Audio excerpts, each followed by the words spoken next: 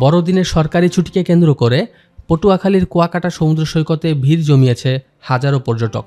বুধবার সকাল থেকে এই সকল পর্যটকদের আগমন ঘটে। আগত পর্যটকরা সৈকতের বালিয়াড়িতে নেচে গেয়ে আনন্দ উন্মাদনায় মেতেছেন। কেউ বা আবার সৈকতের বেঞ্চিতে বসে উপভোগ করছেন প্রাকৃতিক সৌন্দর্য, কেউ বা ঘুরছেন ঘোড়ায়। সৈকতে বাড়তি পর্যটকদের আনাগোনায় বিক্রি বেড়েছে পর্যটন সংশ্লিষ্ট ব্যবসা প্রতিষ্ঠানগুলোতে।